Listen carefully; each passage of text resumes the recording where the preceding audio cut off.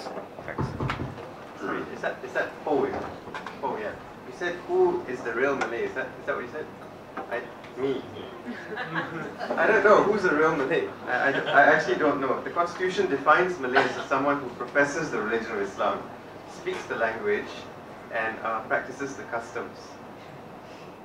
So Mahdi is a Malay.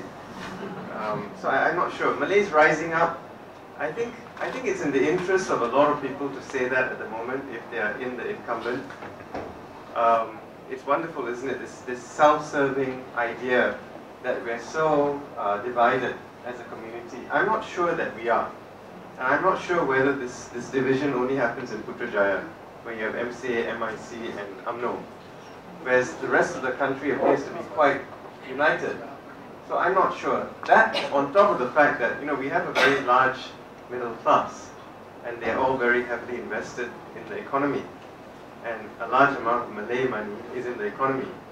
So I'm not sure whether we're going to have the kind of race riots that we had in '69, because those disparities don't necessarily exist the way they did before. So I'm not sure whether that actually is going to play out, or whether it's something that's been told to frighten people, and obviously it's been told a lot.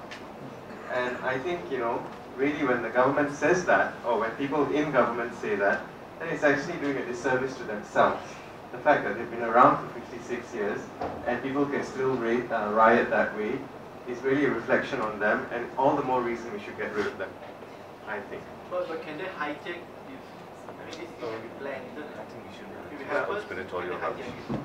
Well, I think anything's possible, but I will just share one thing, that is, it's been tried since 2008, and it's been tried in various parts of the country, in Penang, for example, and we've been very successful, not we, but they've been very successful in dealing with it.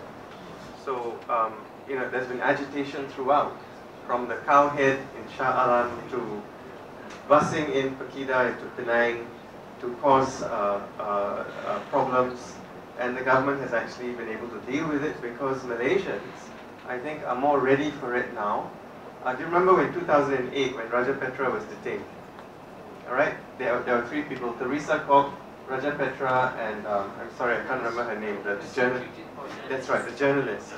And I don't know if you know this, but in Penang at least, and in Bukit Mertajam, the DAP government actually sent out messages to say that people should just stay calm.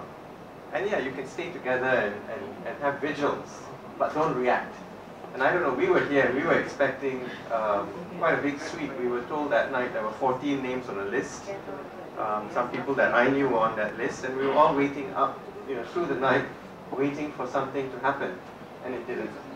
And that's partly, I think, because everyone stayed calm. All right. Anti-hopping laws. He just confirmed that person is actually Sanusi Junaid. Yeah, he confirmed it. He actually worked in Standard Chartered Bank when I was there, and we managed to get him sacked. Although we encouraged him to resign. He threatened those branch managers who refused to be cooperative, to give out loans, rural loans to farmers. And he was carrying out, I was part of the inspection, Tommy knows this very well. We managed to get him to resign rather than sack him. And 2 weeks later, Mahathir announces that this guy gave up a very lucrative job at an international bank and then run the cooperative Shamelin. So the guy's a bloody sham. Don't worry about it. He threatened Kopak. You know what Kopak is? He used that little Kelantan axe to crack the skull of many of our branch managers. So that's Sanusi Junaid.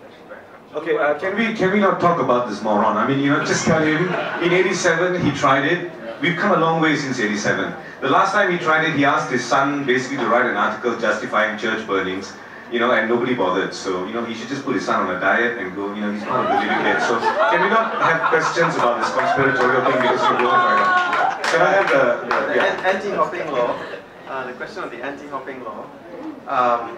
Well, I think Tommy will probably agree with this, but according to our Supreme Court, anti-hopping laws have been declared to be unconstitutional because they impact on the freedom of association. So I think that makes sense to me.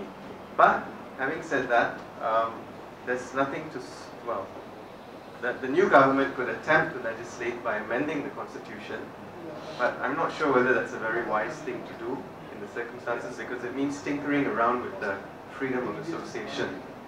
So I'm not sure, but perhaps Tommy can respond to that more comprehensively. All right, voting for party. Well, I'm not quite not sure what the question was really in terms of. So it's connected to the questions about. Okay, the anti-hopping thing. Yeah, I mean, I think it's a reality. Then you know, I think part of the problem now is that we have this constitutional restriction that if you resign, you can't come back in for 5 years, and that was there for Shahriz Samad, I think, who did that. You know, he resigned from party and stood and won, and Mahathir got upset and introduced this constitutional amendment that now restricts that. If we take that part of it away, then I think that makes sense, because then really, on principle, an MP could actually resign and offer himself for a by-election, and that would then address the problem. So maybe you're right, maybe the thing that we need to do is to reinstate the position that it was before that constitutional amendment, right? Yeah, that's all I have to say. Thank you. Tommy, do you want to respond to anything? No, I agree with that. All right, I'm going to pass the mic on this side, and then we're going to close questions because I think we're really running out of time. It's already 10.